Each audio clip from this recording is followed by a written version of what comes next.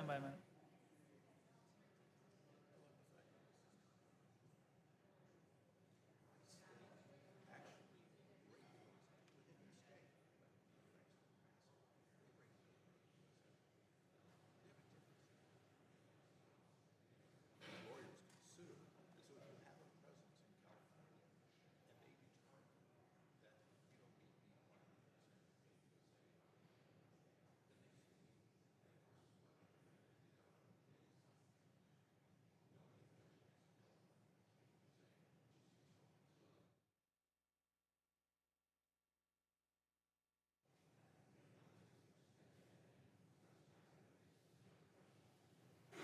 Okay.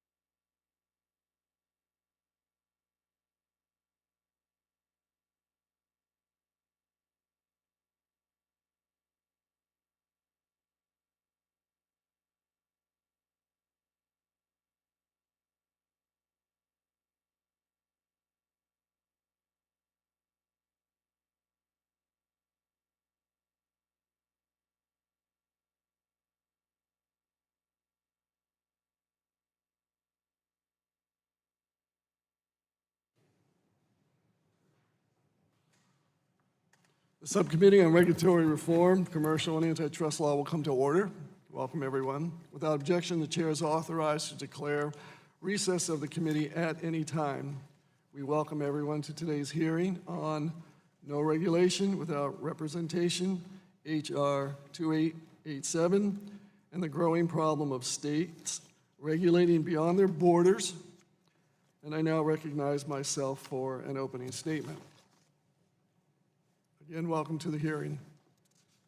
Justice Jackson wrote that the vision of the founders was that every farmer and every craftsman shall be encouraged to produce by the certainty that he will have free access to every market in the nation, and no foreign state will by regulations exclude them. Extraterritorial regulations let states export onerous regulations and even activist agendas outside the normal checks of the democratic process. States shift regulatory burdens to out-of-staters or insulate their own residents from the natural effects of job-killing regulations by subjecting other states' workers and employers to them. There are numerous examples.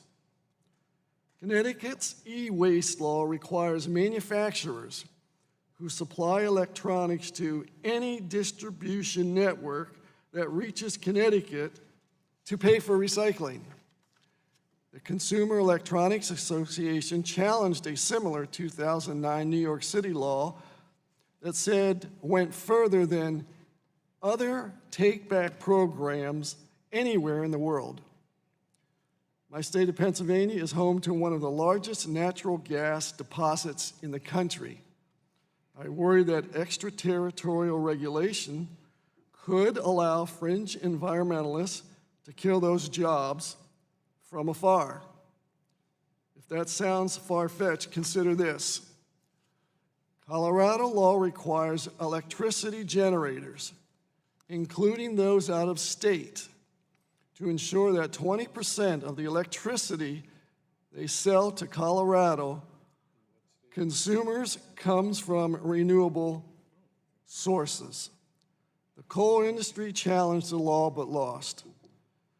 The 10th Circuit read the Commerce Clause's extraterritoriality jurisprudence narrowly as applying to protectionist price control regulations only.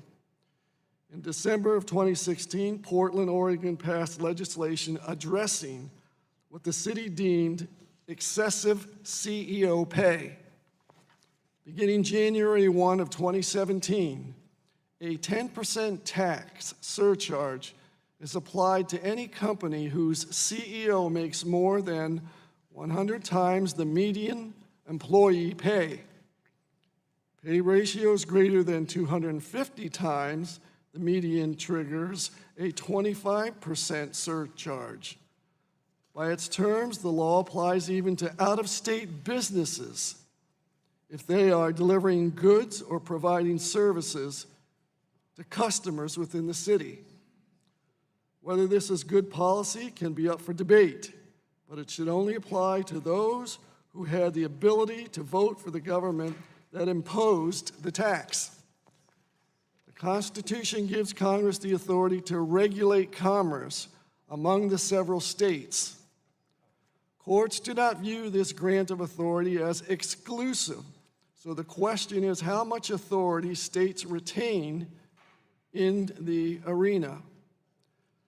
To answer this question, the judiciary has developed a doctrine known as the negative or dormant commerce clause, under which courts will invalidate state laws that either discriminate against or unduly burden interstate commerce. Courts will also block state laws exhibiting certain forms of extraterritorial reach. However, the survival of Colorado's anti-coal law illustrates the shortcomings of relying on this malleable doctrine. Advocates of greater regulation always cite public safety. In one of the early extraterritorial regulation cases, New York raised its public safety concerns to defend its demand that out-of-state milk producers adhere to New York's minimum price.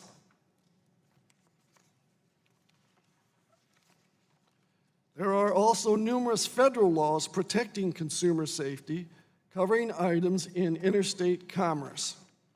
I look forward to hearing from the panel of witnesses on the dangers of extraterritorial regulations and the need for Congress to address this issue.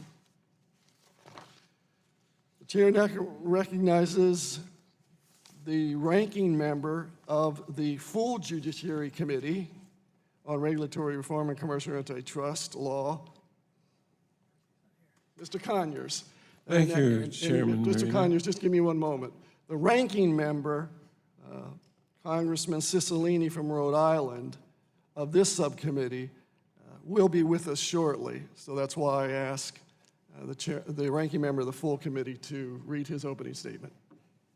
Well, thank you very much, Chairman Marino. I am delighted to be here to join in this serious conversation that we'll be having. But before I begin, I'd like to just take a moment, if I can, to recognize Joseph Aaron Krantz for his dedicated service over the past couple years, in which he has diligently served the House Judiciary Committee as a professional staff member. Mr. Aaron Krantz began his career with the House Judiciary Committee shortly after his graduation and has worked tirelessly on issues of civil rights, state and local taxation, and voting rights ever since. He's served with energy and enthusiasm and helped coordinate so many of the briefings, markups, and hearings that we've had. We thank you, sir, for your many outstanding contributions and wish him well. I cannot give you the reason that he's going to begin law school at Georgetown this fall, but I think what he's seen and heard and learned and his work here has had an important influence on him. So we will say farewell, but not goodbye. Now turning to today's hearing, which focuses on the no regulation without representation, it appears that supporters of this legislation intend to address the apparent problem of states regulating beyond their borders. A quarter of a century ago, the United States Supreme Court, in the Quill case, held that a state may require a business to remit a sales tax only if such business had a physical presence in the state where the goods or services are provided. In an effort to respond to this holding, various legislative responses have been introduced over the years, including two of which I was happy to support, namely the Remote Transactions Parity Act and the Marketplace Fairness Act. Although one of these bipartisan measures overwhelmingly passed the Senate in 2013, our committee has unfortunately failed to consider either of these bills. Instead, we are focusing today on H.R. 2887, which I think contains a number of problems that we will be looking at more closely. Among its flaws, the bill would eviscerate the 10th Amendment and override the powers of all 50 states by expanding the physical presence standard to all taxes and to all regulations. H.R. 2887 represents an extreme rethinking of the constitutional role of states in our nation and would strip essential consumer protection powers and taxing authority from all 50 states, every one of them. To quote the Bipartisan National Governors Association and the National Conference of State Legislatures, this legislation is a direct threat to representative government. It's a direct threat to representative self-government. Simply put, it would preempt tens of thousands of state laws and saddle these states with untenable budget constraints by reducing their ability to collect tax revenues. Also, this bill appears to ignore the real problems that Main Street retailers face today, local retailers that have to collect sales taxes are desperately struggling to compete with the reduced prices and convenience offered by remote internet sellers whose online prices are generally lower because many consumers do not pay any sales taxes and thereby can save upwards of 10% or even more on the purchase price of these items. Technological advancements have made it easier for consumers to take advantage of this disparity, and the consequences of this loophole are becoming increasingly more apparent. Since October, at least 10 major nationwide brick-and-mortar retailers have filed for bankruptcy, and more than 90,000 workers have been laid off. Retail sector growth is at its weakest since the Great Recession, and recent projections estimate that a quarter of all shopping malls will close in the next 5 years. Without question, I am a strong supporter of competition, especially when it benefits consumers and encourages innovation. Nevertheless, competitors should compete on things other than sales tax policy. We should ensure parity at the point of sale among retailers and level the playing field. And lastly, H.R. 2887, by codifying Quill, would effectively prevent states and local governments from accessing a substantial part of their tax base. State governments rely on sales and uses taxes for nearly 1/3 of their total tax revenue. Yet as more Americans purchase more of their goods on the internet, the states receive less in sales tax revenue.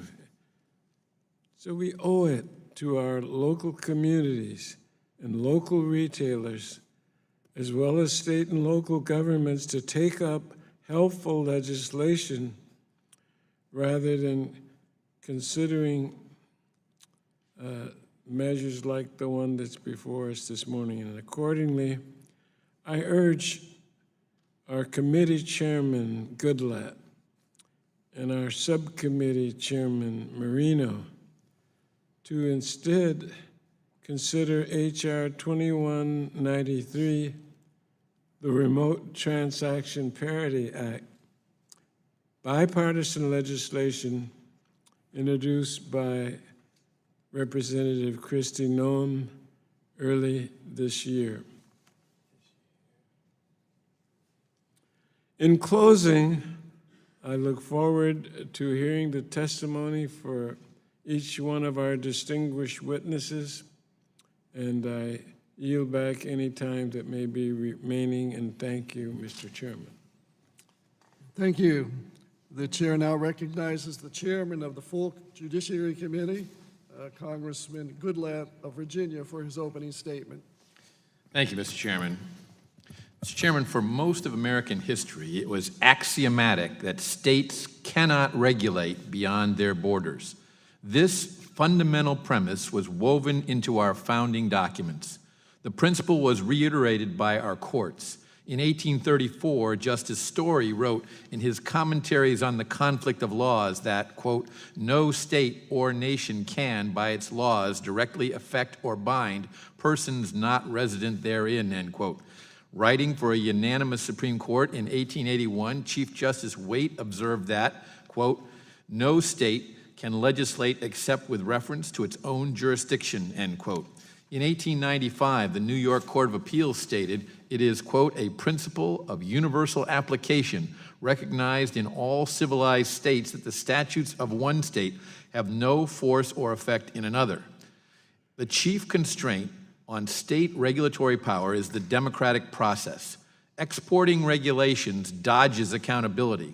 As the Supreme Court has explained, when the burden of state regulation falls on the interests outside of the state, it is unlikely to be alleviated by the operation of those political restraints normally exerted when interests within the state are affected. Indeed, states have become increasingly aggressive in exporting regulatory burdens. In 2016, a 2016 Massachusetts law bans the sale of products from livestock raised in certain types of cages. Since there is only one in-state farm using the targeted cages, Massachusetts Farm Bureau members say they feel like pawns in a national campaign to drive policy in other states, quote unquote. Alameda County, California forces pharmaceutical companies that sell into the jurisdiction to pay for drug disposal. The chief sponsor of the legislation admitted that the only thing wrong with a pre-existing publicly funded disposal program was that, quote, the taxpayers pay for it, end quote. North Dakota has one of the country's largest deposits of lignite coal. The industry employs 4,000 people and provides substantial revenue to the state. In 2016, North Dakota won a 5-year legal battle against a Minnesota law that limited the ability of out-of-state utilities selling power into the state to use coal. A response from Congress has become increasingly important because neither the due process nor the Commerce Clause of the Constitution has proven a durable, adequate check on extraterritorial state regulation. In both cases, beginning with the New Deal, the original understanding of the Constitution's protections was watered down or abandoned by courts to make way for big government. H.R. 2887 would provide a clear congressional response that would, at the same time, protect states' rights, quote, if equal states are to retain autonomy over their own affairs, they must refrain from regulating each other's affairs, end quote. H.R. 2887 would establish just this kind of restraint by barring states from imposing tax or regulatory burdens on entities that are not physically present. At the same time, H.R. 2887 specifically permits states to ban the in-state sale of items that do not meet federal health and safety standards or the standards of the producing state. Opponents of this legislation may warn of a race to the bottom. That theory is a handy scare tactic, but scholar Michael Grieve writes that modern scholarship has severely undermined its theoretical and empirical foundations. Furthermore, since H.R. 2887 does not disturb state tort law, producers still have to fear lawsuits from lax standards. There are also a myriad of federal laws protecting consumer safety. The No Regulation Without Representation Act respects the state's role as laboratories of democracy. The legislation merely demands that states experiment on their own citizens, not everyone else's. H.R. 2887 is a bipartisan bill that helps curb state overregulation by restoring democratic accountability between the regulators and the regulated. I am proud to co-sponsor it, and I thank Mr. Sensenbrenner for sponsoring the bill, and I look forward to hearing from our witnesses. Thank you, Mr. Chairman. Thank you. Without objection, other members' opening statements will be made part of the record. I will begin by swearing in our witnesses. Before introducing them, would you please stand and raise your right hand? Do you swear or affirm that the testimony you are about to give before this committee is the truth, the whole truth, and nothing but the truth, so help you God? You may be seated. Please let the record reflect that all the witnesses have responded in the affirmative. I'll go through and read the intros on each of you, and then you'll be able to make your opening statements. Neil Dirks is Chief Executive Officer of the National Pork Producers Council, responsible for the implementation of all NPPC programs. NPPC represents on Capitol Hill the interest of America's 60,000 pork producers and other participants in the U.S. pork industry. Mr. Dirks is a graduate of Iowa State University, grew up on a livestock farm in eastern Iowa, and remains involved in the family farming operation. I live in the middle of several farms, and one is a pork producer. Mr. Chad DeVoe, did I pronounce that correctly? Is a commercial litigation attorney at Atkins, Adelson, Loya, Rudd, Romo in Southern California. He specializes in constitutional law, particularly the field of horizontal federalism, the laws governing the delineation of power between the states. He has litigated multiple cases concerning the Dormant Commerce Clause and written extensively on the subject, particularly its application to nationwide class actions, agricultural regulations, and marijuana laws. He has also successfully litigated cases involving the First Amendment, procedural and substantive due process, administrative law, and federal enclave law. He graduated second in his class from the University of Notre Dame's Law School and earned a Master's of Law from Harvard Law School. Welcome. Andrew Moylan, is that correct, sir? Andrew Moylan is Executive Vice President of the National Taxpayers Union Foundation, a nonpartisan research and educational organization dedicated to showing Americans how taxes, government spending, and regulations affect them. He also leads NTUS's Interstate Commerce Initiative, a new project to explore the policy implications of governments reaching outside their borders in ways that impede the free flow of goods and information. He was previously executive director of the R Street Institute, a pragmatic free market think tank, where he conducted policy analysis, oversaw the organization's research, communications, and outreach efforts. Welcome. With almost 20 years of professional experience in the business community as a certified public accountant, small business owner, and dedicated public servant, Senator Deb Peters is a champion of creating more accountability and transparency in government. Senator Peters became state senator in 2010 after 6 years in the State House of Representatives. In November 2016, she was reelected to her 4th term in the Senate. Recognized as one of the Governing Magazine's Public Official of the Year in 2016, as well as one of the top 40 political rising stars who are under 40 years old by the Washington Post in 2014. She serves as chair for the Government Operations and Audit Committee, as well as an appropriations member in the South Dakota Senate. Welcome, Senator. Okay. Each of the witnesses' written statements will be entered into the record in its entirety. I ask that each of you summarize your testimony in 5 minutes or less.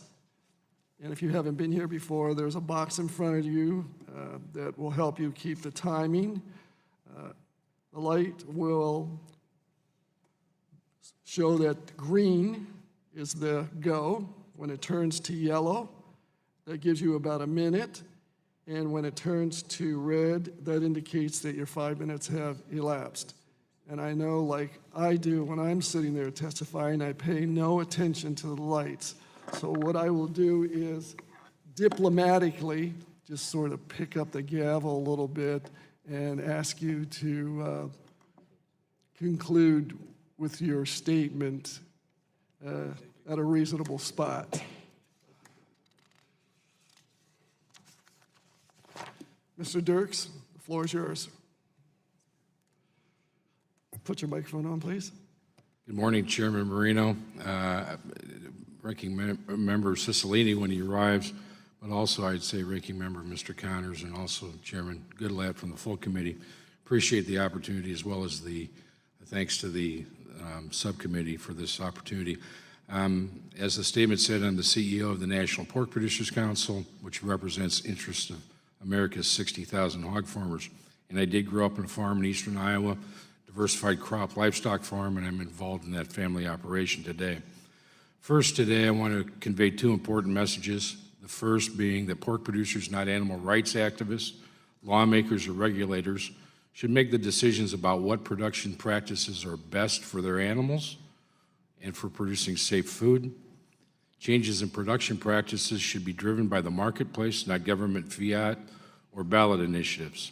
Second, today's pork industry offers American consumers many nutritious choices at affordable prices.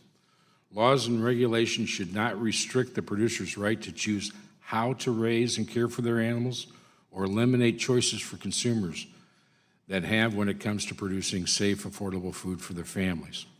As you know, there's been a considerable debate over certain animal housing. For our industry, it's been individual pens for housing pregnant sows, often known as gestation stalls.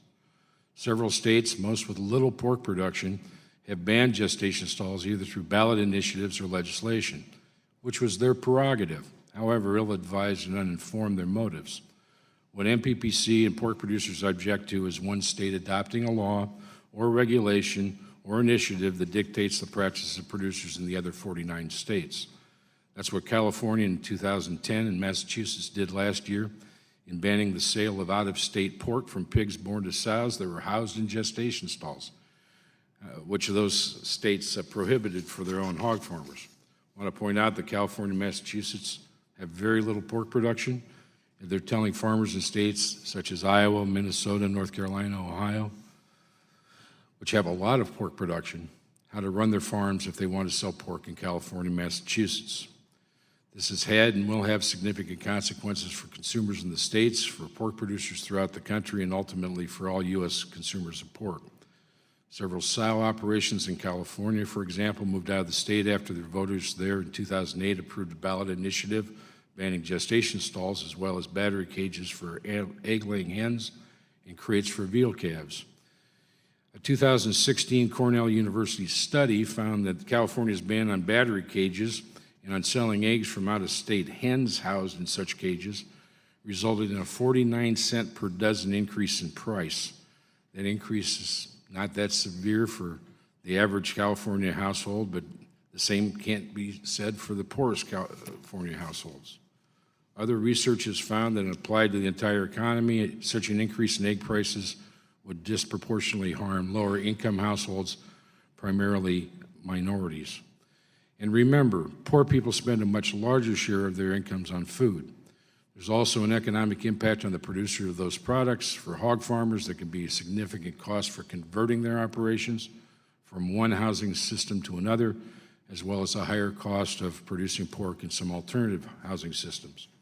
Again, any changes in systems or practices should be based on signals from the marketplace. If all producers were forced to abandon gestation stalls, it would cost the pork industry between $1.9 billion and more than $3.2 billion to transition to an alternative housing system. Some of those costs would have to be passed along to consumers. It seems clear that a prohibition on the in-state sale of out-of-state pork from pigs born to sows housed in gestation stalls or any other housing system that might be outlawed is a restraint of trade of interstate commerce and therefore a violation of the U.S. Constitution's Commerce Clause.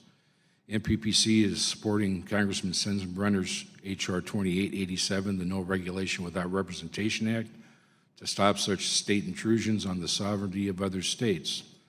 This legislation will help rein in states' restraint of interstate commerce and prevent a patchwork of state laws and regulations affecting the scientifically accepted production practices of producers. In conclusion, I want to make clear that for the pork industry, states regulating beyond their borders transcends the stall issue. That's just the tip of the iceberg. No doubt activists will go and have gone after other production practices, and the pork industry will face the prospect of a death by 1,000 cuts, resulting in much higher retail pork prices if these non-science-based actions by states are permitted to continue. Of course, this is what the anti-meat activists want. Thank you for the opportunity to testify. Mr. Chairman, I'd be happy to answer any questions the subcommittee has. Thank you.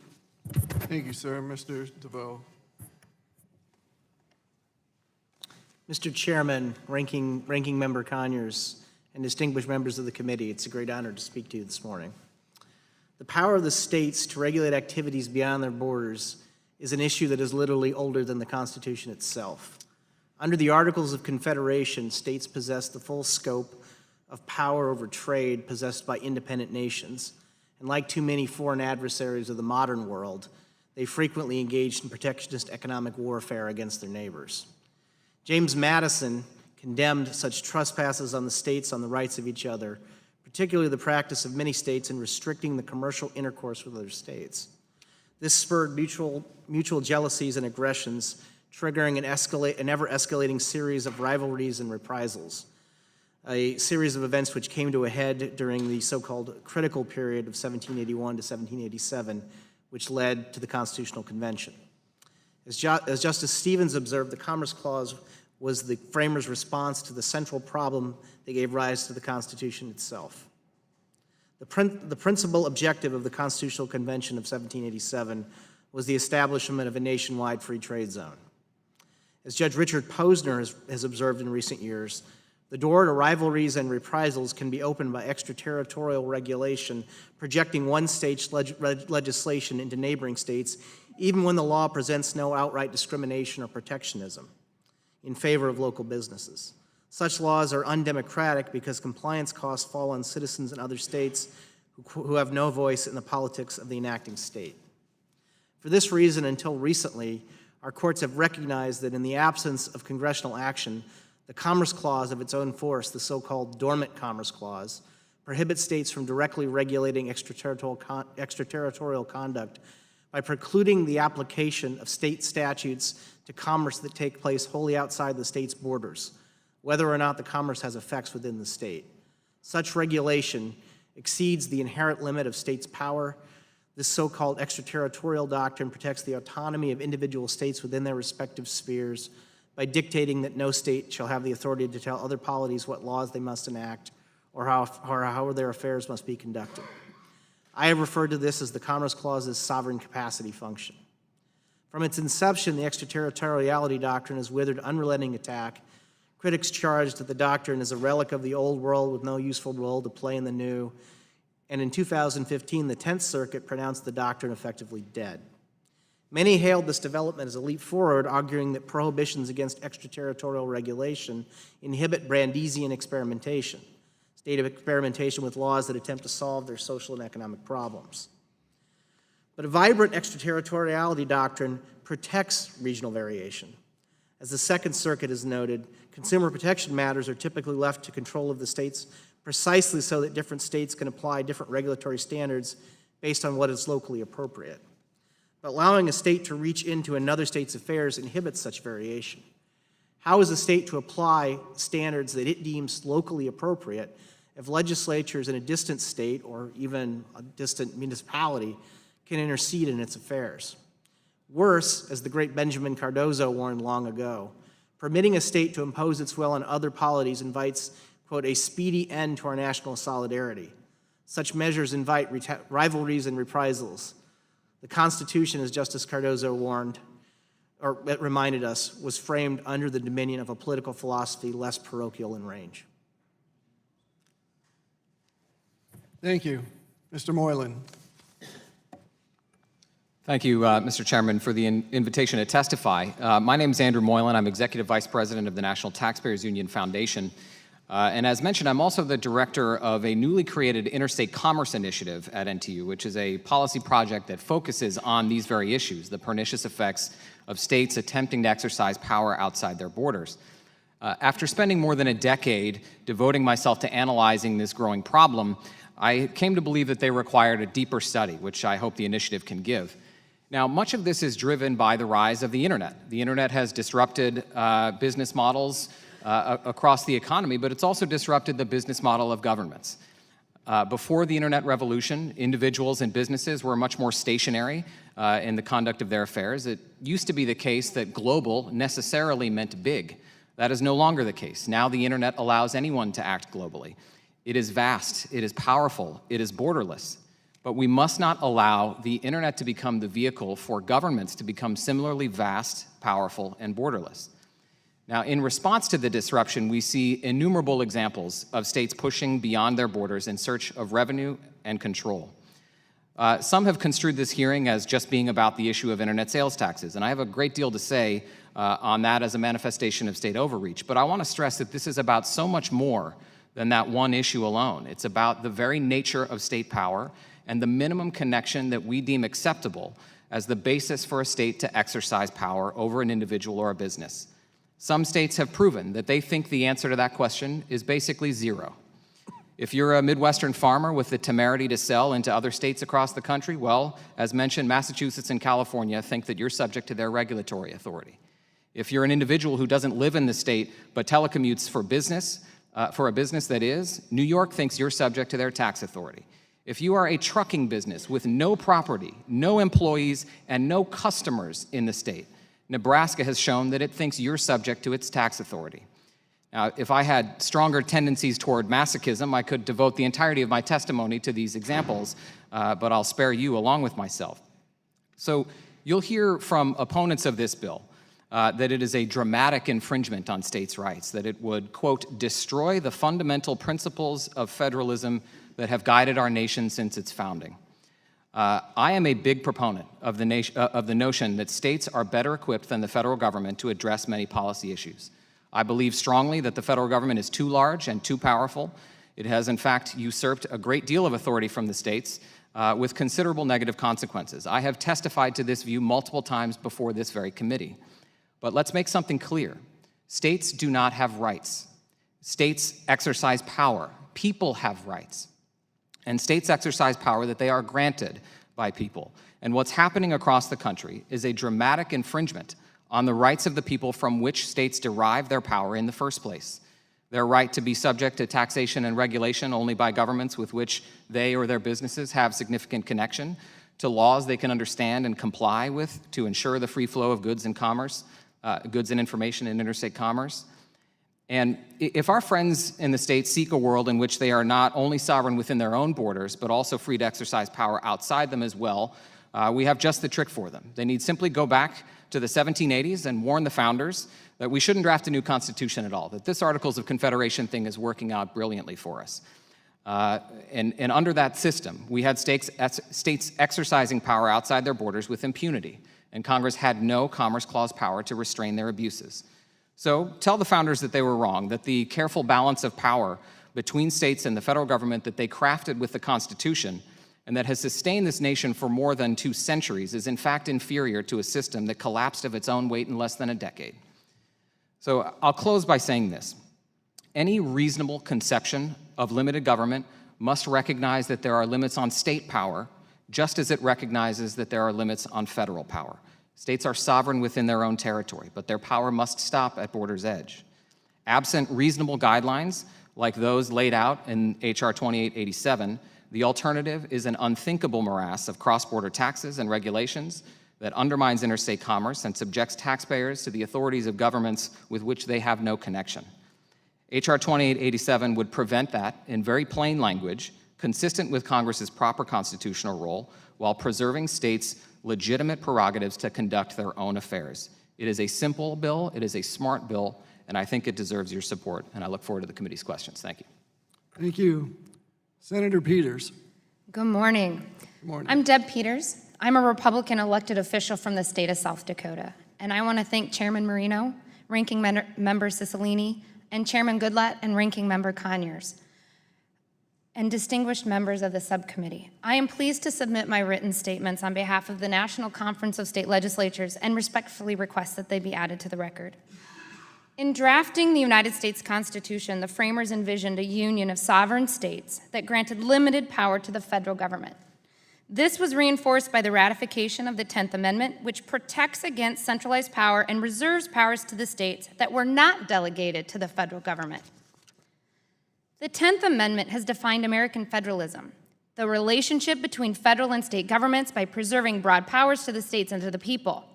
States have used this sovereignty to enact laws to protect the health, safety, and welfare of their citizens. State lawmakers understand that federal government has the power over important policy arenas such as national defense and interstate commerce. However, we also understand the role of state governance. Each state is unique and is confronted with different problems and policy choices from their constituents. There are rare instances where a national, one-size-fits-all approach is the best policy for citizens in every state. Unfortunately, Congress and the federal government often ignore states' concerns and enact rules and laws that, one, preempt states, put undue burden on state finances, and are extremely difficult to implement. And as Congress and state legislatures represent the same constituencies, the people who often suffer from failed national one-size-fits-all policies are the same people we all represent. Since the beginning of the 20th century, Congress has increasingly eroded the regulatory powers of states, primarily through the Commerce Clause. This erosion of state sovereignty has only been accelerated in recent years as congressional thirst to dictate state governance apparently cannot be quenched. The framers of our Constitution should be alarmed. Ultimately, states have the constitutional right and obligation to enact laws that are not only in the best interest of their citizens and businesses, but that reflect the popular approval of their citizens. State sovereignty or states' rights is not a doctrine of convenience. Rather, it's an idea that states and their citizens know best how to govern themselves. The No Regulation Without Representation Act embodies the federal encroachment of state sovereignty the framers feared. This legislation violates the 10th Amendment guarantee that sovereign rights of states cannot be abridged by Congress and aims to eliminate states' powers within their borders. While the full scope of thousands of state laws and regulations would be preempted by this bill would be almost impossible to quantify, I did include a couple of examples in my written testimony, and I don't want to talk about them today. But with respect to remote sales tax collection, this bill unjustifiably preempts states' authority as it goes beyond physical presence standard established in the Supreme Court Quill decision in 1992. And for the record, this bill today does not codify the Quill decision. Since 2002, broadly supported legislation has been introduced into Congress to fix remote sales tax collection problems, which has included the Marketplace Fairness Act, MFA, and the Remote Transaction Parity Act, RTPA. Just for the record, it has been 1,541 days since MFA overwhelmingly passed the United States Senate with a 69-27 vote in 2013. It has been 1,502 days since that legislation was referred to this subcommittee. It has been 750 days since RTPA was first referred to this subcommittee in 2015.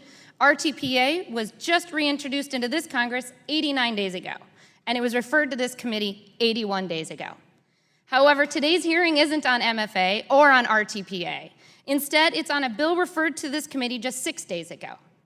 This bill doesn't fix remote sales tax collection problems. It exacerbates it.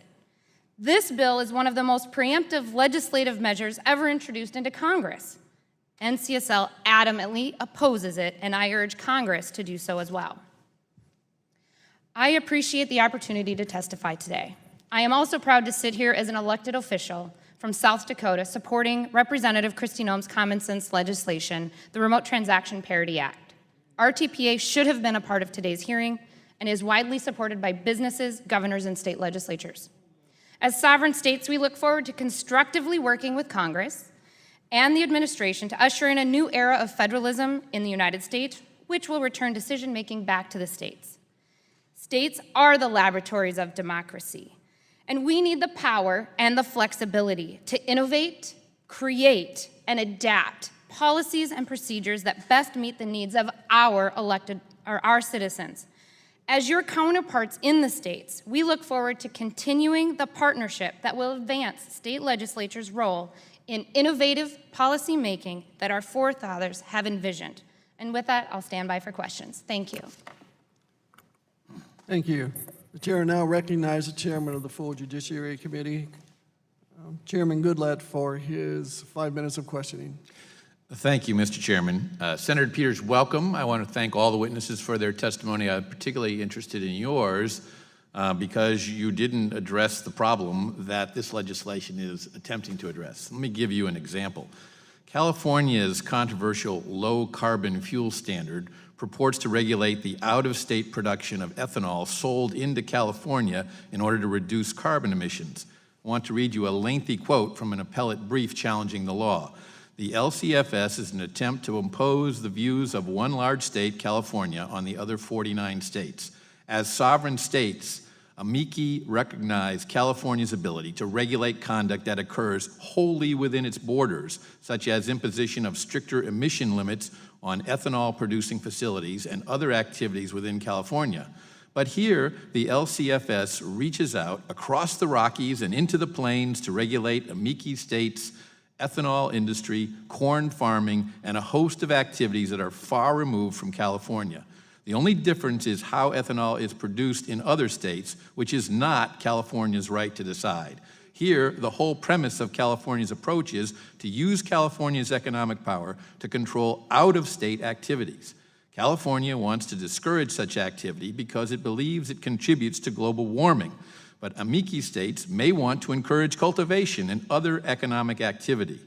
That is our decision to make. The penalty is also affected by California's views about various farming practices. California is thus seeking to change out-of-state farming practices based on its views of what is more sustainable. It is none of California's business how farmers in other states choose to grow their corn. The United States is a common market. California may not blockade out-of-state products in an attempt to force changes in out-of-state farming policies. This is the case of Rocky Mountain Farmers versus Goldstein. Do you know what state signed the appellate brief that I just read from? I do not know, as I am not an attorney. The answer is that one of the states that signed it was the state of South Dakota. Do you think South Dakota has a strong point in arguing against California's attempt to regulate corn farmers in South Dakota? Mr. Chairman, I don't disagree with you, Mr. Chairman. Good, that's all I'm asking. However, I would like the opportunity to answer your question. Okay. You're right. This bill attempts to create solutions for ethanol, pork, taxes, you name it, ethanol, corn, eggs, you name it. Doesn't attempt to create any solutions. What it attempts to do is stop states from regulating businesses and people outside their jurisdiction. Mr. Chairman, if I can continue? I don't disagree with you, but specific issues with specific problems should be regulated on a case-by-case basis. You cannot just drop a one-size-fits-all thing that's going to help our pork producers or our cattle industry or our egg industry. And for that matter, now you're trying to throw in legal discussions about tax policy on digital goods and mobile workforce and employees and workforce. This doesn't. It should all be one case-by-case Mr. Chairman, situation. the time is mine. This does not solve any of those problems. What it does is prevent states from attempting to regulate businesses outside of their jurisdiction. That's all that it attempts to do, and that's why it's important. The Ninth Circuit rejected South Dakota's challenge.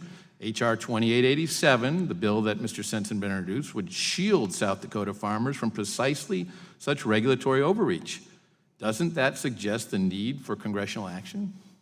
Mr. Chairman, again, as I would say, it is not this body's responsibility to talk about my constituents. The people, if they vote to institute a law that regulates eggs, then it's up to them to regulate eggs. I'm talking about my constituents. My constituents in the state of Virginia, and I very much respect your respect for the 10th Amendment of the United States Constitution. But that amendment preserves the powers of the states within their borders, not to regulate commerce outside their jurisdiction. And that's what the Constitution reserves for the Congress through the Commerce Clause. And this legislation is simply attempting to respond to what the courts have ignored for a number of years now. Mr. Chairman, if I can respond as well. You can. My constituency should be able to do what they wish, and if my businesses in my community can't sell in California because they don't follow California law, that's open and free market, and that's their decision. Now, do I think that that is an issue that we need to address? Absolutely. However, I don't believe that this particular piece of legislation is the right answer to fix the ag community. I think the ag community should come up with a solution separately from a tax solution, separately from a legal solution, or separately from a regulatory solution. Mr. Moylan, would you care to respond to that? I would make one point that the epitome of a one-size-fits-all solution is quite literally in the state of California, a one hen cage size fits all solution that I talked about in my written testimony, where California has attempted to regulate the size of cages of hens grown for egg production. And they are attempting to force that standard on businesses in Missouri and other kinds of places that have much more dairy production. That's a one-size-fits-all solution, and that's a bad application of a one-size-fits-all solution. I would say one other thing, though, that there are some situations where a one-size-fits-all solution actually is appropriate, and is when we are talking about basic constitutional principles. The First Amendment is a one-size-fits-all solution. Now, specific application of regulations consistent with the First Amendment after that, of course, states have different approaches in how they regulate any number of different things. But when we are talking about baseline constitutional principles like that, that's what I think this bill does, is it establishes a baseline constitutional principle that you have to have a physical presence in a state before you can be expected to comply with their laws. So I think that phrasing provides an interesting bit of analysis. Thank you. Thank you, Mr. Chairman.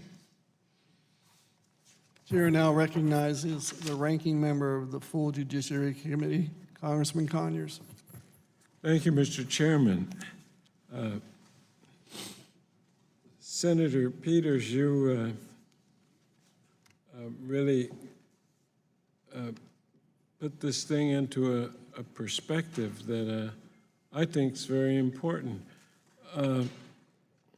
Now, Chairman Goodlatte is a very experienced national legislator, and I wanted to give you a chance, if you wanted to get your idea to him across, to take a minute or two on that, if you would, please. Thank you, Mr. Conyers.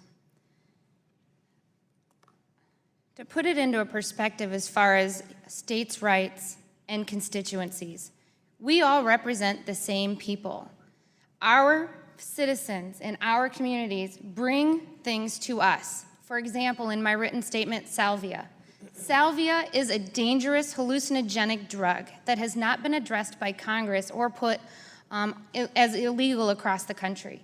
But it has been an issue that was brought to us in the legislature because it's a dangerous hallucinogenic drug that causes psychotropic experiences similar to LSD. Because that was a constituency issue, it was brought to us, we made it illegal to consume it, to sell it. We found out that that particular drug was being sold in t-shirt shops as an herb, but it was not dealt with at the federal government. So the states took it upon themselves to ban it and regulate it. This bill today will not allow my state, because it's shipped in from somewhere else, it can't be grown in my state, but it's shipped in, and this will not allow me as my state to take a dangerous drug that my constituencies have said is a dangerous drug and to ban it.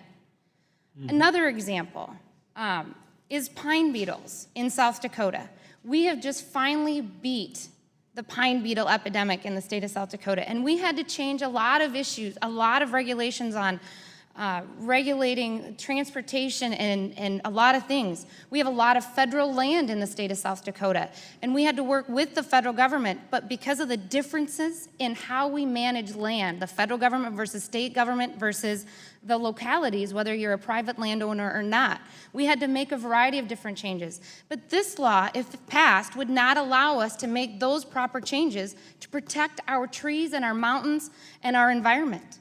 So with that, those are just two really quick examples of things that are not tax related that would really force states to not be able to deal with the constituencies and the issues that are local.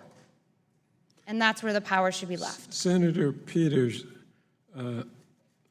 what do you think would be the effect of this bill on jobs and economic growth in the states?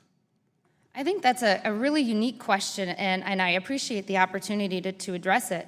You know, the states are laboratories of democracy. We are, with the flexibility granted to us from this esteemed body, we are able to be creative and innovative in how things work. California has a unique set of jobs and circumstances in Silicon Valley. They have been able to adapt their rules and laws to generate jobs within Silicon Valley based on technology changes. South Dakota has been able to do the same. I think this particular piece of legislation will actually inhibit jobs, inhibit economic growth, because it will not allow states to foster and develop and help create policies and procedures to ensure economic development across our states. Let me ask you about the Quill decision, which was decided 25 years ago. Haven't we improved our technology to the point where the burden on collecting sales tax is practically non-existent? Again, thank you very much for that question. I'm a CPA in real life. I'm a part-time legislator, full-time CPA, and full-time mother of 2 teenage boys. So the whole idea and the whole concept of a court case in 1992, which reaffirmed a court case from 1967, putting this into perspective, 1967, I wasn't born yet. In 1992, I was a junior in high school, and I'm sitting before Congress talking about an issue that happened before I was born. So talking about technology and changes. You're pretty good at that. Thank you. But talking about the way technology has changed since 1967, let's put it into perspective. John McCain was shot down over North Vietnam in 1967. A lot has changed since 1967. The world has changed. The way we do business has changed. Technology has changed the way we do business. So it's an interesting discussion to have about sales tax and talk about technology. If you look at RTPA and some of the safeguards in RTPA to protect business and states' overreach and over-auditing, they include in RTPA the ability for states to provide the software for free to the businesses to use. The technology is there. Over 24 to 26 states are currently using it today. If you want to talk about California and egg laws, if California supplied all of the cages to the farmers, then I have no problem with California changing the law to protect the citizens because that's what they voted for. Sure. But that's part of the problem. So thank you, Mr. Thanks Connors. so much.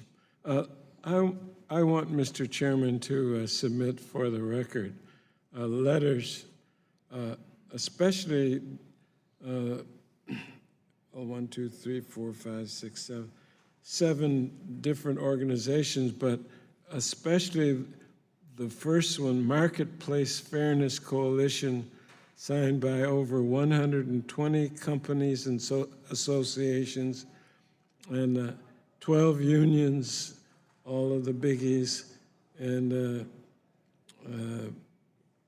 Governors Association, and the Conference of State Legislators, as well as for our ranking member, Mr. Cicilline, and a letter from Representative Noam. Without objection. Thank you, sir.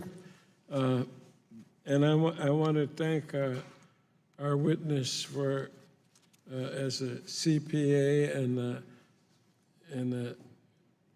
an expert on the considerations to this bill. We value your presence here today, and I thank you very much. Yield back, Mr. Chairman. Thank you. Mr. Chairman?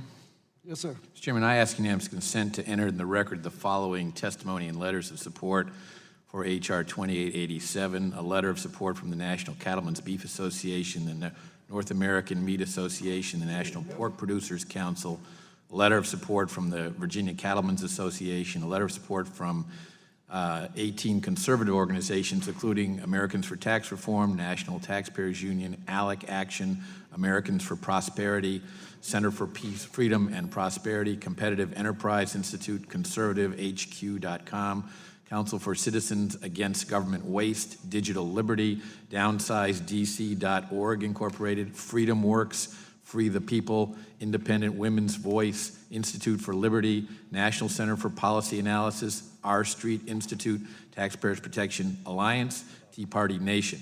A letter of support from the American Catalog Mailers Association, a letter of support and testimony from Net Choice, a letter of support and testimony from Overstock, testimony from George Isaacson, a Supreme Court litigator and expert on federalism and nexus. Without objection. Thank you, Mr. Chairman. The chair now recognizes the vice chairman of the subcommittee, Congressman Farenthold from Texas. Thank you, Mr. Chair. And Mr. DeVoe, I'd like to start with you. One of my concerns is how we define regulation in this bill. Currently, the draft restrains regulation on production, manufacture, or post-sale disposal of a product. In your opinion, are these categories broad enough to cover the cross-state border regulatory overreach that's happening? And if not, what else would you include? Well, I mean, I do think it's broad enough. I think it encompasses just about everything in terms of the issue. But great. I just want to make sure we weren't leaving something out and have to come back and revisit this issue. Senator Peters, you talk about the Marketplace Fairness Act and Remote Transaction Parity Act. What effect do you believe this legislation would have on the internet sales tax debate? I think it puts us back to when sales tax was enacted in 1939 in the state of South Dakota, and the world has changed since then.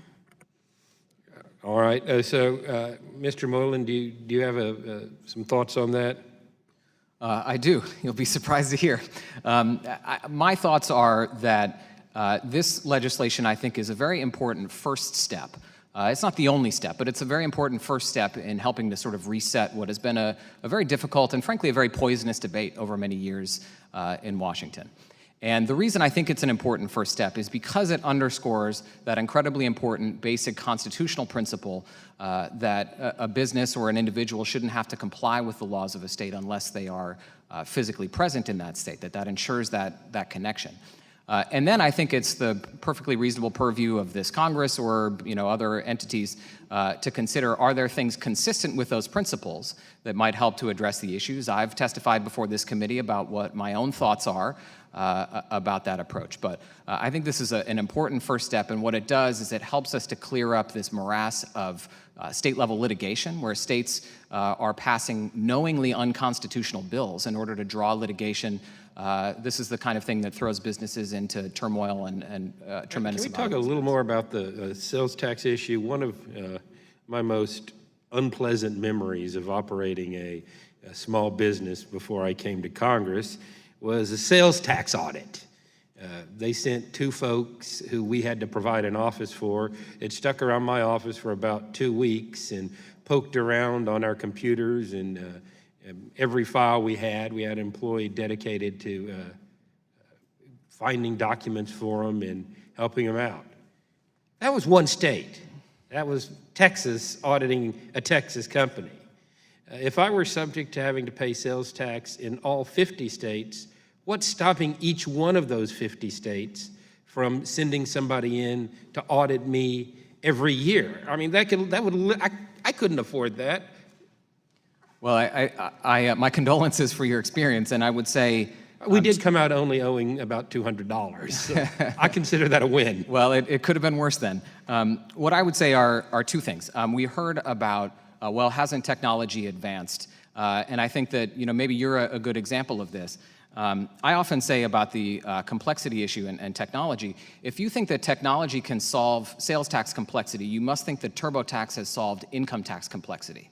And anyone who has filed income taxes through TurboTax knows that the challenge in filing your taxes with TurboTax is not in doing the math. We really have had the technology to do the math for decades at this point. The challenge is in deciding what credits you might actually qualify for. Do you meet a multiple part test? Did you spend enough to meet this threshold? These are the decisions that software can't answer for you. And as a business, you can't answer just by software whether something is included in a tax base or not. And so even giving free software, which I'll steal a line from a friend of mine that it's free like a puppy, because then you have to pay to integrate it. You have to pay to maintain it and operate it inside your systems. Even if you pay for free software for people, it doesn't solve that fundamental problem. And so I think while the world has changed a great deal, there are some things that we have not yet figured out how to solve with. And just before I let go of the sales tax issue, I've got one more question for you. Some states are now forcing online retailers to report to the state on private and often sensitive online purchase information by state residents, and I guess in an effort to come after those individual residents to collect the use tax. Doesn't that strike you as a serious privacy violation? It does indeed. I think it provides some very serious concerns about privacy. We have seen the way that, unfortunately, the way that government agencies handle sensitive information for individuals, and we're talking about the most sensitive personal information and financial information as it relates to sales tax. And so I think that that's a major concern, and that's why we have this ongoing litigation in all of these different states. That's why I think this bill is important, is to help clarify that debate, help get us past some of these arguments that we're going over and over in all of these states now, establish that baseline principle, and then allow us to have what I think is a more intelligent conversation after that. Thank you very much for your answer, Mr. Chairman. I see my time has expired. Thank you. The chair now recognizes the ranking member of the subcommittee, Congressman Cicilline, for his opening statement. Thank you, Mr. Chairman, and thank you to our witnesses for being here today.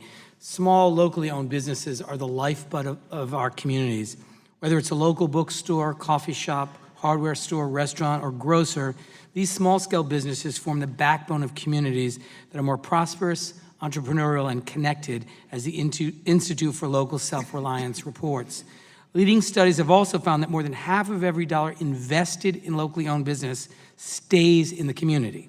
That's because locally owned businesses invest in labor, goods, and services located within our communities. Profits are paid to local owners who live in the community and local workers who receive higher wages at locally owned businesses. And in times of economic downturn or recession, locally owned businesses create and retain jobs at a higher rate than larger corporations, as leading economists at Yale University and the University of Bristol found in 2012. But for decades, the value of goods sold by locally owned businesses has diminished due to tax loopholes for online purchases. Even though taxes are owed on these purchases in nearly every state, few consumers are aware of this requirement or can reasonably be expected to track and report their own taxes from online purchases, also known as use taxes. The result of this tax loophole has been catastrophic. Over 3,000 stores are expected to close this year, double the number of closings during this period last year, while the number of monthly job losses in the retail sector far exceeds the losses in every other sector of the economy combined. And every week, as businesses and retailers are forced to close their doors, hardworking Americans want to know, why has Congress failed to act? I'm a proud co-sponsor of H.R. 2193, the Remote Transaction Parity Act, which would end these unfair tax breaks that stack the deck against locally owned businesses. This bill is a job and economic opportunity creator. Conservative economic experts report that this common sense measure would create more than 1.5 million jobs over a decade and reduce or eliminate state budget shortfalls by providing equal treatment for all businesses. This state revenue is critical to helping our communities invest in infrastructure projects like bridges, roads, and broadband internet access, not to mention important public services like education, healthcare, and law enforcement. These are projects and services that our communities need to flourish in the 21st century economy. And to those who argue that this is a new tax, several states, including Wisconsin, have already signed laws into place to ensure that revenue collected through this bill will result in tax reductions. And yet, rather than act on this legislation, which has broad bipartisan support, we're now considering H.R. 2887, which might more accurately be called the Destroying Locally Owned Business and State Sovereignty Act. H.R. 2887 prohibits states from collecting taxes on purchasers from out-of-state sellers unless they're physically present in the state for the last at least 15 days in a taxable year. This legislation, in my view, is a dangerous and transparent attempt to bait our local stores to negotiate against the interests of local communities. It should come as no surprise that this bill was drafted without input from locally owned businesses, brick-and-mortar stores, or state and local governments. At a time when online commerce is a large and rapidly growing portion of all sales, H.R. 2887 has carve-outs for online commerce and would prevent states from collecting taxes on goods from out-of-state sellers. And according to the Congressional Budget Office, requiring physical presence requirement for corporate income taxes alone, as this bill would do, would steal billions from state budgets every year. Worse still, this legislation is an existential threat to the sovereignty of state governments. And this is no exaggeration. H.R. 2887 prohibits states from imposing standards on commerce made by out-of-state manufacturers and sellers unless they have a physical presence within the state for 15 days in a taxable year. As a coalition of leading administrative and constitutional law scholars note, this bill unconstitutionally ejects states from their role in the federal system and is anathema to long-settled constitutional law, bedrock principles of federalism and state innovation. And so my first question, I'm sorry. Yes, I am. Okay. I'm going to yield back and return later for my questions. Chair now recognizes Congressman Buck for his questioning. Thank you, Mr. Chairman. Mr. Dirks, quick question since you seem lonely over there. I just want to know your thoughts on some of the comments by Senator Peters. Is it, in your opinion, that a state like California may regulate commerce in a state like South Dakota? No, the situation that we've faced in our industry is, and we understand California's ability to regulate their own citizens. It's by making requirements of what gets sold in a given state that producers in South Dakota, Iowa, Missouri, or whatever respond to. And part of the problem is it puts a wedge in between the marketplace and what the customer wants. We're all for the marketplace, and if the marketplace demands it, our industry's plastic, we'll respond to it. What we get is a false signal of a requirement, and generally what we've seen in our industry with these housing changes is that there has been some adoption. It's been slow, but one of the common things we hear is that there's no economic incentive to do it. And for a lot of producers, there's quite a burden to retrofit operations that have a long life to them in order to fill a desire in a state that I would argue, if there was a market for, the marketplace would have demanded. Mr. DeVoe, I'm going to move on. Mr. DeVoe, any comments on that? Well, I mean, I would say that the key thing to think about, and with respect to all the witnesses here, my bigger concern in terms of the sovereignty issue is not so much just the parties that are being regulated themselves, but the consumers in the various states, because these kind of effects will raise the cost of agricultural products in other states for consumers. You know, the folks here have lobbies to help protect them, but the consumers that go to grocery stores in Ohio don't. So my own personal stake, and it would be, I don't have it's above my pay grade to make a judgment about whether Massachusetts is right and Nebraska is wrong, or Nebraska is right and Massachusetts is wrong. It's more functional. I didn't ask that. I asked whether a state like California can regulate commerce from South Dakota, regulate what a farmer in South Dakota does. Well, I mean, under the current constitutional tests that are being applied by the courts, they effectively can, because basically the rule is that if a state is imposing a law that burdens interstate commerce, it's subjected to what's called the Pike Test. And under the Pike Test, the question is the local interest clearly excessive in relation, or is the burden on interstate commerce clearly excessive in relation to the putative local benefit? And that test is extremely deferential to the states, those regulating states, and virtually the only time that something doesn't pass the Pike Test are cases where the regulation serves no local benefit. Mr. Moreland, let me ask you a question, maybe make it a little more specific. Can the state of California place a tax on products that are exported from the state of South Dakota to the state of California? Well, you've cut right to the heart of what this bill is about. And the answer is that there's some gray area today, and that this bill would eliminate that gray area, I think, in an important fashion. But rather than sort of restating what some of my colleagues have said, I would make a different point, which is that often the response to, well, if you don't like California's laws, then don't sell into California. That's something that we hear an awful lot in these instances. And I think that it's interesting because it reveals the very interstate commerce burden that this bill is intent on trying to address.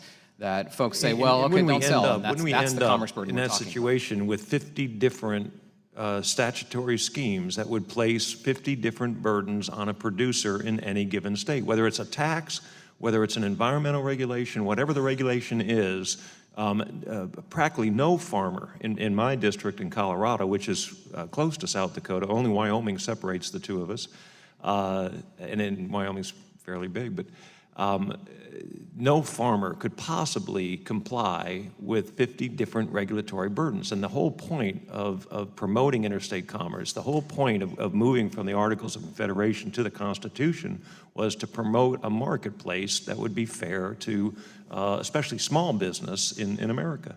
Comments? I think that's right. And I think that unfortunately what we're seeing is that this gray area is pushing us farther down this slippery slope and faster toward that scenario that you describe of having to comply with all of these different jurisdictions faster than many folks thought, and that's why this bill is necessary. I yield back, Mr. Chairman.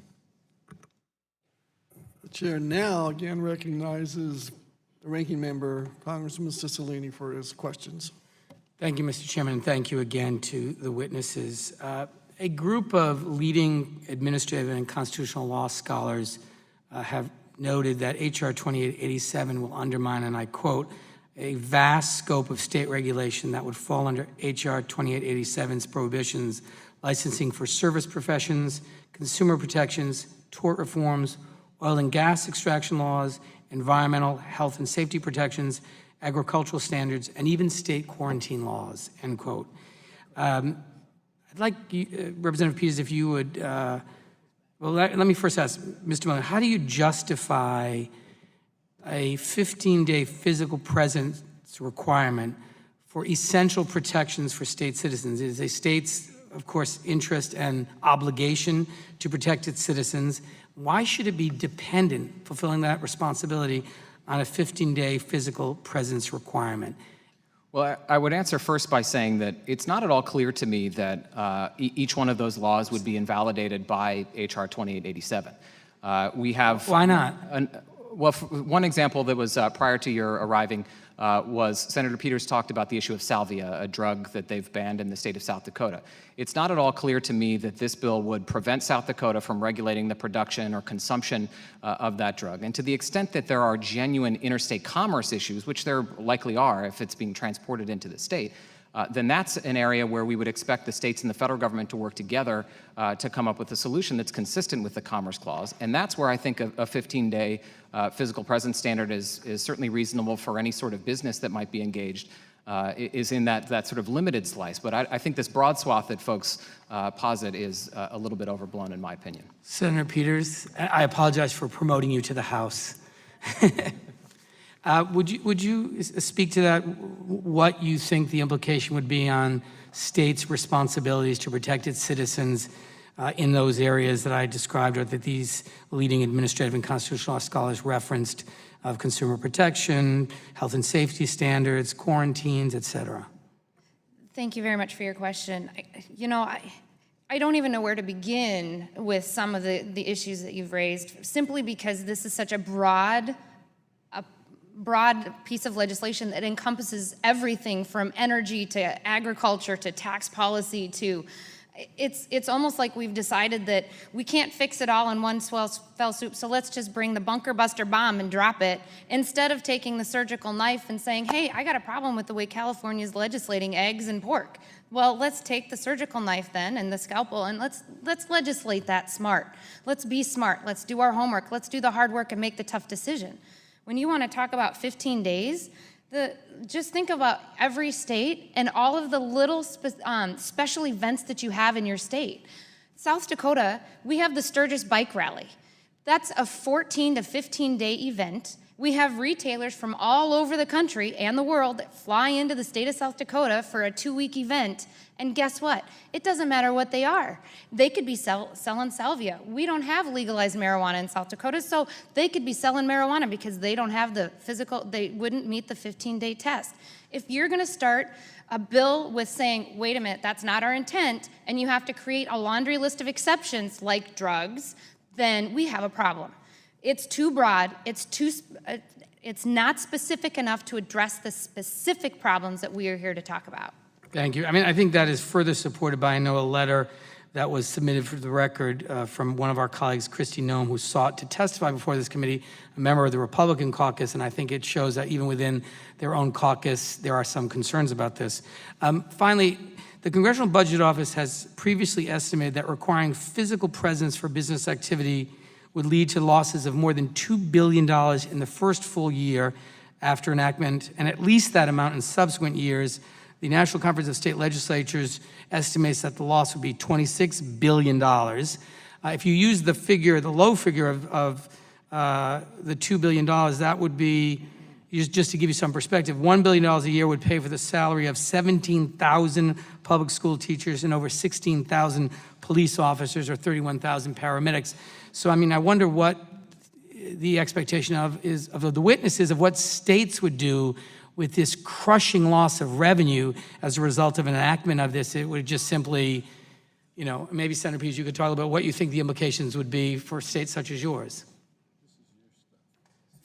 Just to give an example for the state of South Dakota, 80% of our budget is a consumption tax. If you want to talk about tying the hands of these devices that have changed the way economies have worked and how businesses do business and how people buy and sell things, and you're going to tie our hands. And now remember, I'm a Republican from a conservative state that relies on their budget, 80% consumption tax. That has been the goal, is to tax and keep taxes at the local level, to keep it so they support the local governments. If you want to change that, you're now going to force, if this bill goes into effect today, you're going to tie the hands of states like the state of South Dakota to not being able to, you're going to throw us into a whole nother taxing regime like an income tax or a personal income tax. We don't have those today. But if you tie my hands that funds 80% of my budget, I have to figure out something. And then how do you pay for the police, the fire, the schools, the education, and all of the federal mandates that the federal government puts on us for Medicaid and et cetera? Thank you very much. I yield back, Mr. Chairman. Chair recognizes Mr. Radcliffe. I see he's back. Sorry about that.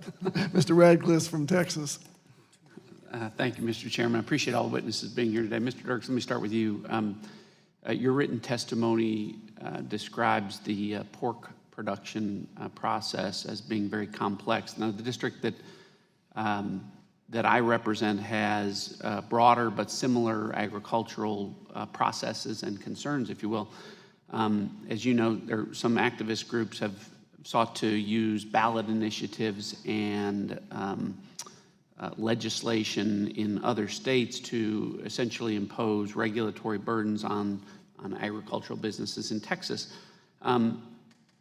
Democratic accountability is supposed to provide an important check and balance, if you will, on overregulation. But if that regulation is territorial, that a check and balance is essentially circumvented. Would you agree? With the extraterritorial side, it is. I mean, from the people in Texas, from mandates from Massachusetts, for instance.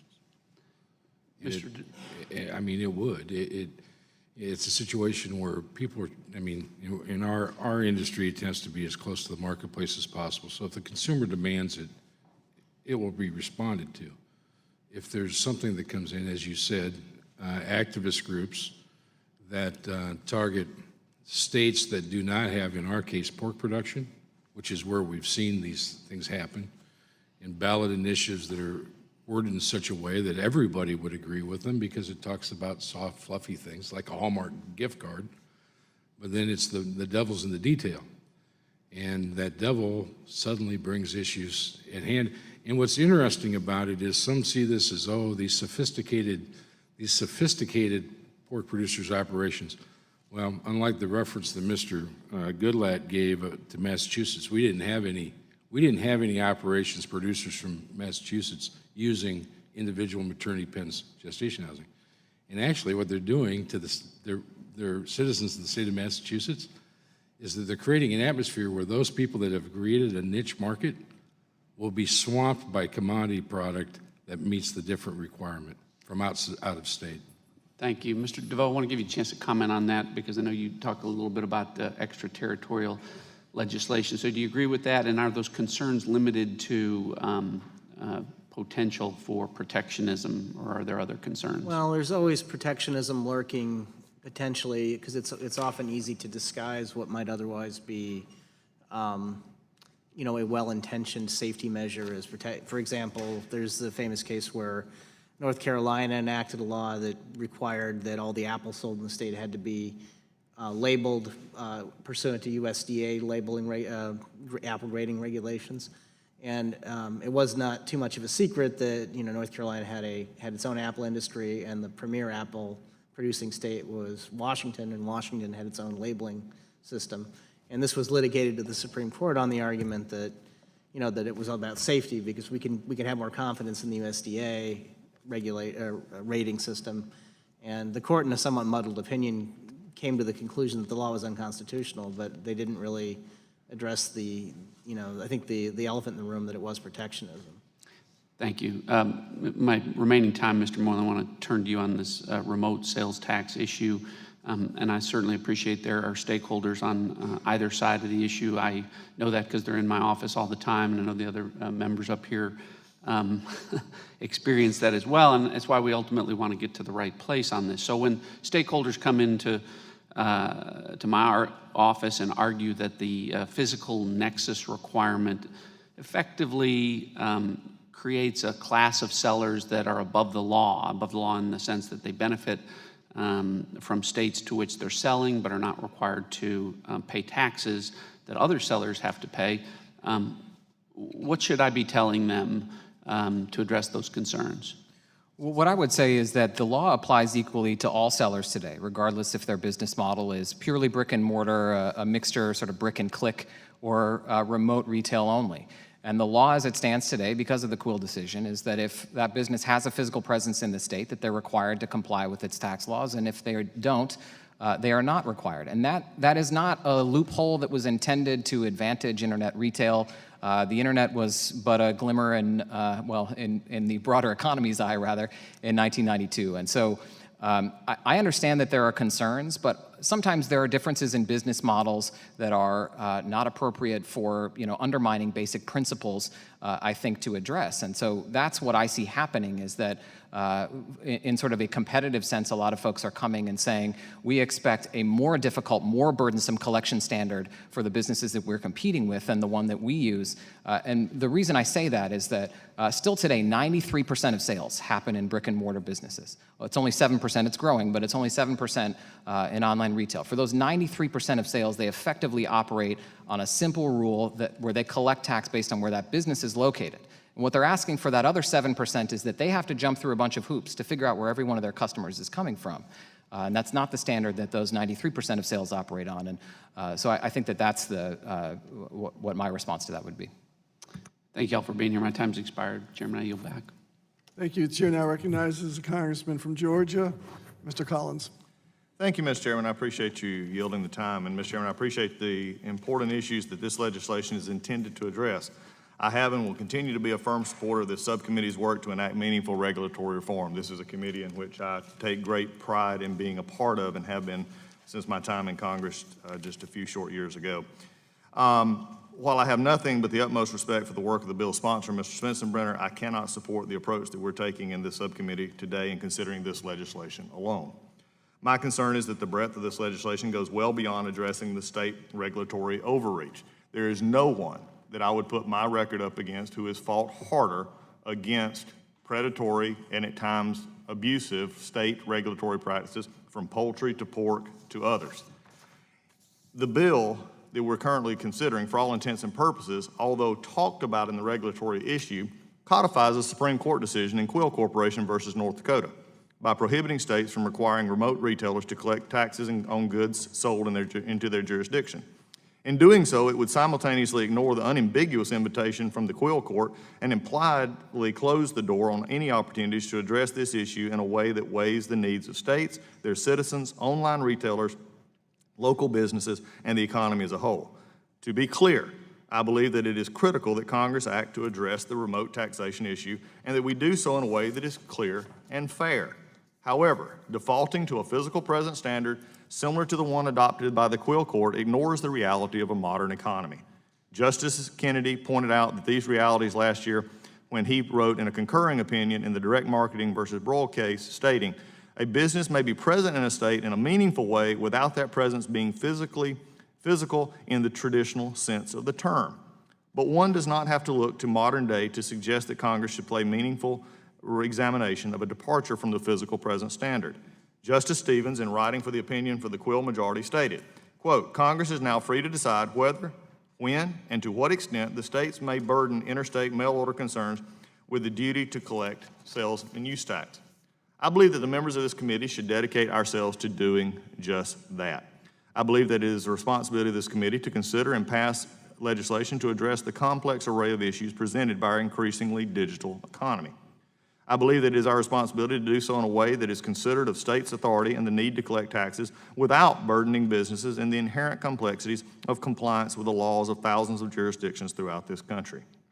But only when we consider the full range of options, such as the Remote Transaction Parity Act and the Marketplace Fairness Act, can we find solutions that works for all stakeholders.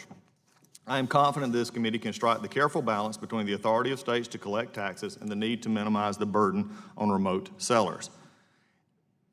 In light of this conversation, I have been in Congress for 4.5 years. I have taken more meetings on this one issue than anything combined. I have had people from one side of the town square in my little town of Gainesville and the other side of the town square in Gainesville come to me with very similar business models. The first one comes in passionately against the proposition of online or remote sales tax. The other one coming in saying, you've got to do this. Friends, we go to church together, ball games together, everything else. When we understand this issue, and believe me, I am not endorsing the other bills that I spoke of.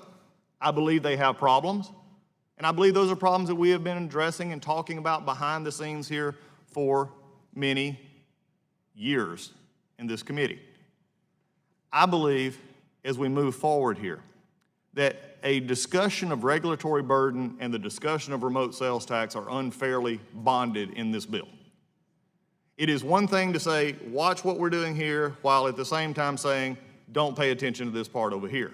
And the actual reality is, as much as I respect the purpose here, it is simply a codification of Quill. And in that sense, I think we can do better. I think we can do more to address this issue. Do I believe that there is a new economy coming? Yes. Do I believe that it is going to be difficult for states and localities who have depended on a traditional form of income to do that? You also don't get any more conservative on my side on the collection of taxes and the spending. As I've said on other occasions, we don't have a collection problem, we got a spending problem. And that includes the state level on which I served in the Georgia State House. At this point in time, I welcome this discussion, but I welcome a full and open discussion with all players at the table discussing where this Congress does its best work. And that is when we take the accounts of all and look at the issues from a straight-up format and go so at that.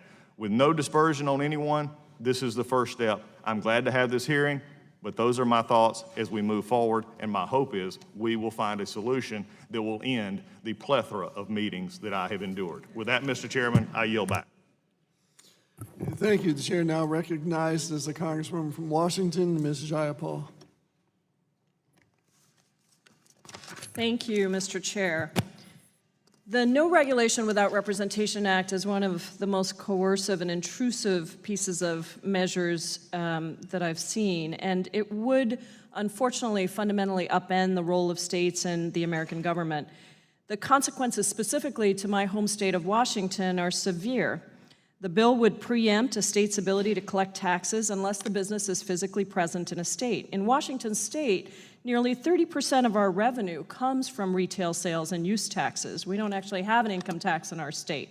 This bill could result in billions of lost revenue for our state, which would hurt our ability to pay for critical goods and services, including education, construction, and emergency responders, among other things. And I'm particularly concerned about the impact on education because in our state, we've had an ongoing Supreme Court ruling stating that our state is out of compliance with our Constitution around education funding, and it is, in fact, a paramount duty. This bill would significantly undermine our ability to find solutions for that education problem in our state and to make sure all our kids receive a high-quality education. But it would also undermine the constitutional right of states to protect the health, safety, and welfare of their citizens. It would eliminate state regulatory authority over any company or its products unless that company has a very tightly defined physical presence in that state. Again, in the state of Washington, we have environmental protections and regulations that exceed some of the federal protections. So our SEPA laws are much stronger than our NEPA laws. And it would be extremely disturbing to states' rights if we were to actually supersede that through this bill. The provisions are also disturbing because of the current administration's failure to take environmental protections or concerns seriously. And as a result, states like mine, California, New York, have launched a climate alliance to continue to advance environmental justice. So I have a couple of questions for Ms. Peters.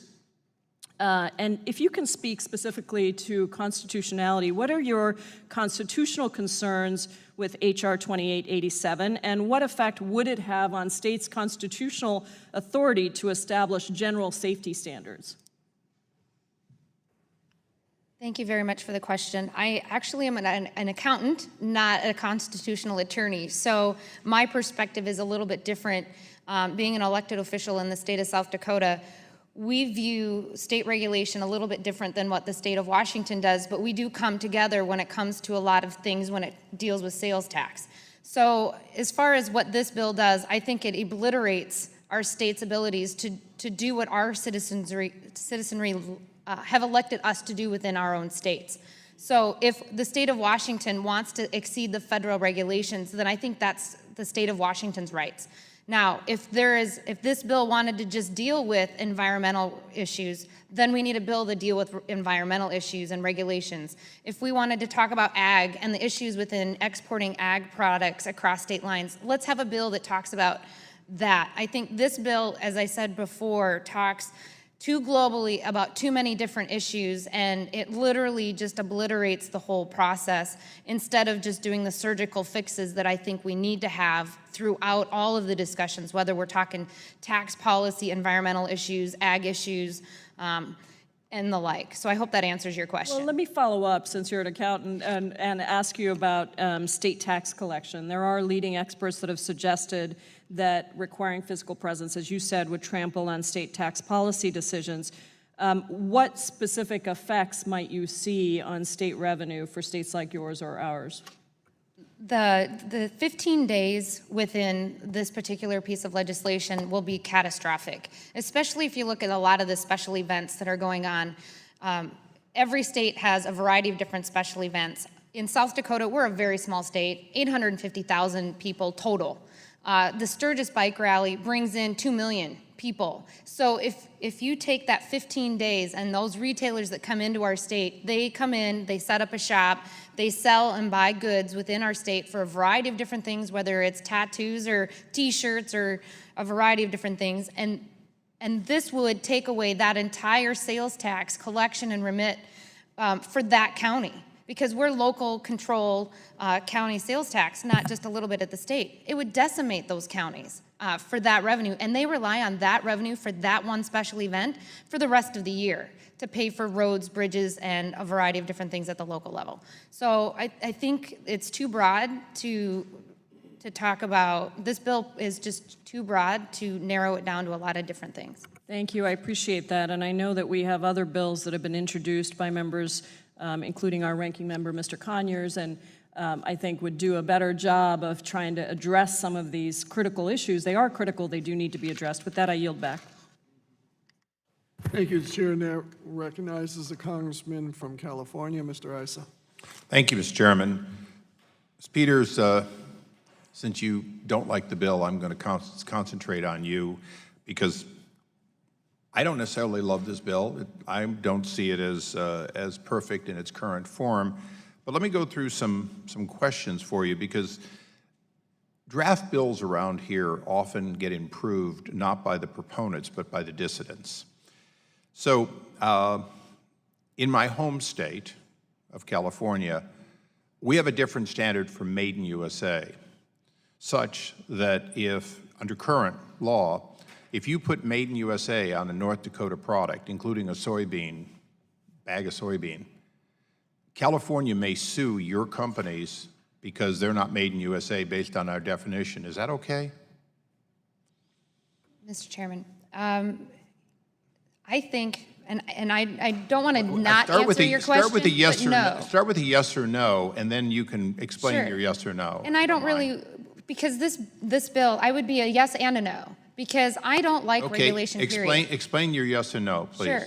Well, you know, it's up to California to make the rules that apply to California. If you have citizens that want that, that's fine. South Dakota's commodities, your number one commodity you export is soybean, oil, cake, and other solid residue. Go figure, whatever that is. Your number two is brewing distillation. Yep. You're big on booze. Your number three is meat, swine, ham, shoulders, bone in. And then we get to other swine, which I would have probably said should have been combined. So you're big in pork, you're big in soybean, and you're big in booze. Yep. Okay, the question is, if you produce a bottle of whiskey, can California choose not to accept it as whiskey even though you've complied with all the federal laws? I think that's what this hearing is here to address. This particular bill, I just would like to go back to the California egg discussion a little bit. California, the citizens of California voted for a law that I don't necessarily agree with. So you're However, okay, but the you don't citizens of export California eggs. wanted to. We don't export eggs. So let's talk South Dakota. Your booze is banned in California. Is that okay? At this point, yeah, So it's the law. the fact that the Supreme Court ruled that it can't be isn't a problem to you, that when Michigan tried to have two different standards, the court clearly slapped it down, even though the 21st Amendment specifically, unlike other products, gave an exception to the Interstate Commerce Clause. It's okay with you. Well, no, but that's why we're talking to you today. Okay, so there's a problem that needs to be fixed. I'll go to the other folks for a moment. The Supreme Court took on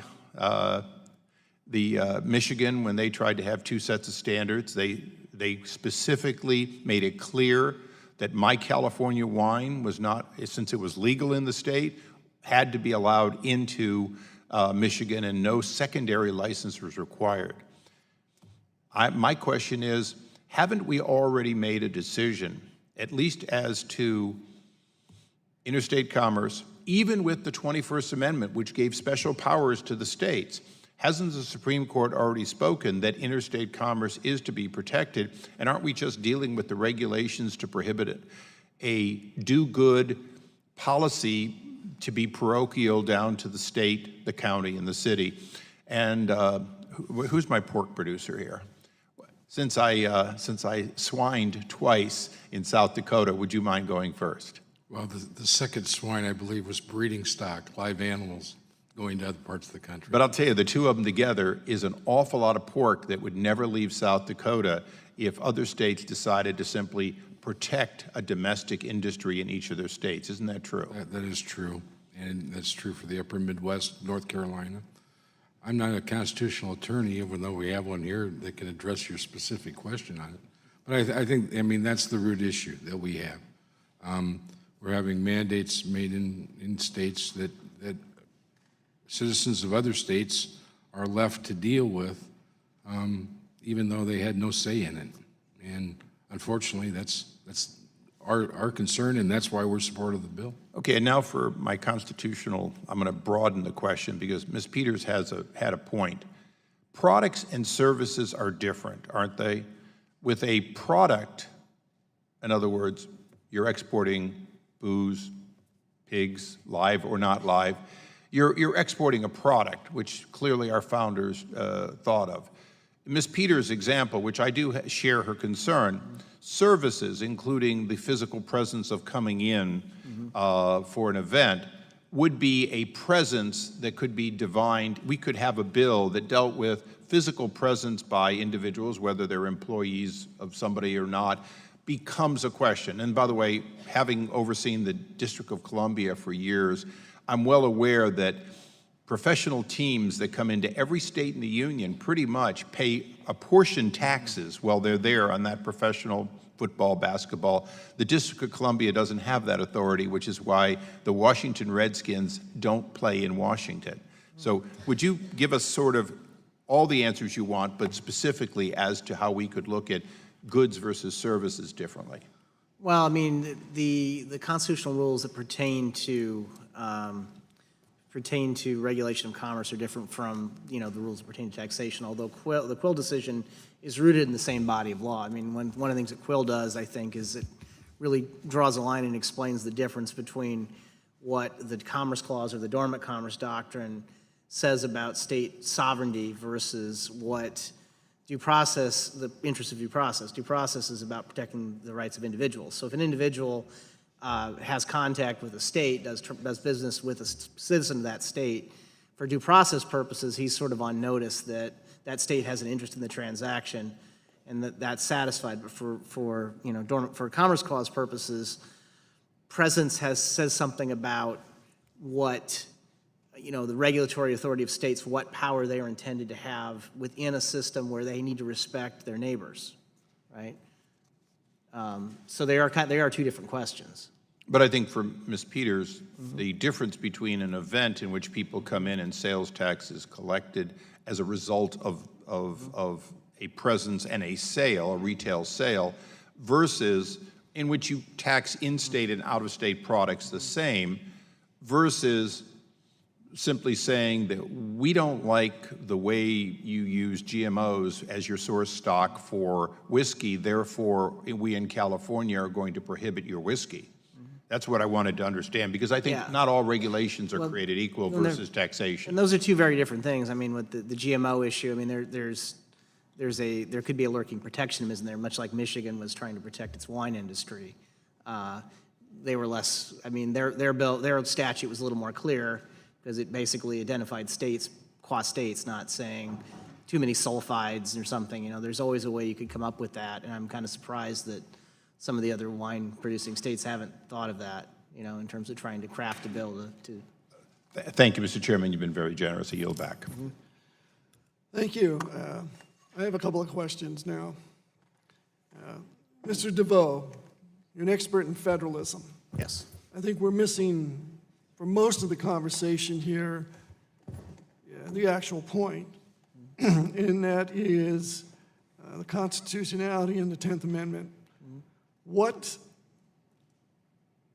in your opinion, is 2887, the legislation that we're debating here today, consistent with the 10th Amendment? Well, it is, and I don't mean that to disparage the views of any other panelists here.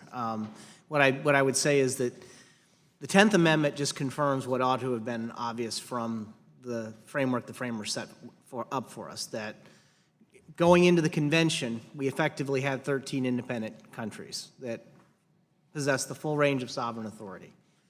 And when each state ratified the Constitution, they only gave away powers to the federal government that were expressly conveyed in that document. So they retained all the sovereignty that they had that they didn't give up. But one of the things they gave up was authority to regulate interstate commerce. Now, where the 10th Amendment usually comes into that question is when you're talking about, well, there's three categories. The Supreme Court has identified three categories of regulatory authority that the Commerce Power supposedly gives. In the most recent cases, the cases that walk it back, like Lopez and Morrison. The first category is regulation of channels of interstate commerce or instrumentalities of interstate commerce. So channels are roads, navigable waterways, fiber optic cables. Instrumentalities are things, goods, people traveling between states in those channels, right? And then there's this third category that was recognized in Lickard v. Filburn, about. There's also this the necessary and proper clause augments this power to allow Congress also in some limited circumstances to regulate interstate activities that have a substantial effect on interstate commerce. That's where the 10th Amendment comes in, because in that situation, we're not talking about just regulating interstate commerce. We are regulating beyond interstate commerce in order to achieve the necessary and proper effect, right? So when you're talking about regulating goods and goods traveling in interstate commerce, Congress's power is plenary. There's no restraint on it. So the power to enact this bill is there. Whether reasonable minds can differ about whether it's a good idea. That's your job. But I don't think there's a 10th Amendment component to it, because we are talking about instrumentalities. Mr. Dirks.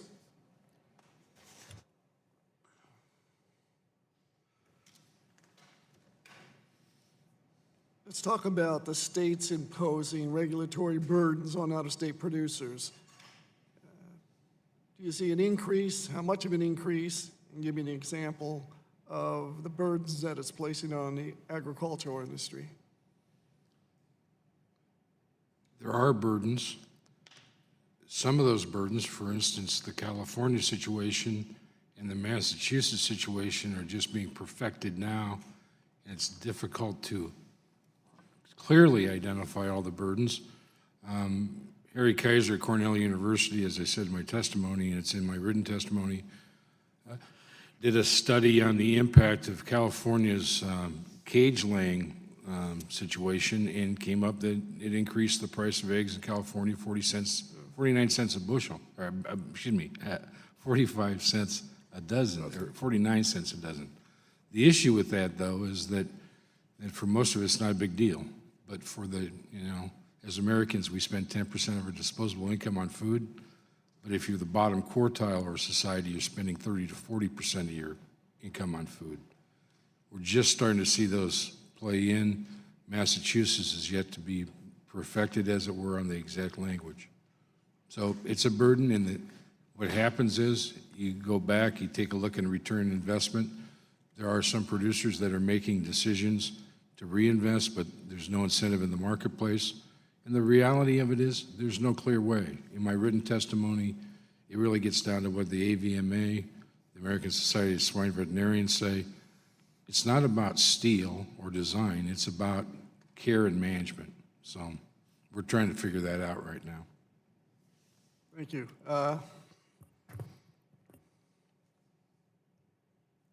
Mr. Moylan, absent this legislation that we're discussing today, 2887, could states expand renewable portfolio standards to ban energy produced out of state by fracking? Yes, you're identifying a big risk absent passage of this legislation. And it's a point that I was sort of looking for an opportunity to bring up earlier, but this gives me a good one, which is... well, I have to give the credit to my legal counsel here. Well, great minds think alike, perhaps, but I think that there's a risk of activism, sort of projection of activist legislation, I guess you could say. And I mean that on both sides, ideologically. There's a risk of more liberal states saying to producers in conservative states, you can't ship something here unless it complies with our thoughts on hen cage sizes or GMOs or what have you. But there's also a risk in the reverse of more conservative states attempting to say, you could imagine any number of different scenarios that products imported from states that do not have right-to-work laws are for some reason prohibited, or that don't comply with their thoughts on minimum wage, what have you. You brought up the issue of energy production, which I know is a big issue in your state. And so, yes, there is a real risk that sort of through projecting their own power across borders, that states that are intent on engaging in that kind of activism can use some of that gray area that exists today to make real mischief, and not just mischief that's of interest for funny examples here or there, but things that are real, genuine burdens on interstate commerce. And if you'll forgive me the brief diversion into libertarian theory, but I can't help myself, it's a classic case of what is seen and what is unseen. We don't see the employee that wasn't sent to that trade show because a business was worried about incurring nexus there. We don't see the diversions around state lines because they're concerned about their trucks getting pulled over at way stations and being essentially held up for resources. Those are things that are hard for us to see when people don't engage in that activity, but that's exactly the interstate commerce burden that we're talking about here and that this bill is intended to address. Okay. This concludes our hearing today. I want to thank all of you for being here. It was a rather good discussion. Without objection, all members will have 5 legislative days to submit additional written questions for the witnesses or additional material for the record. This hearing is adjourned.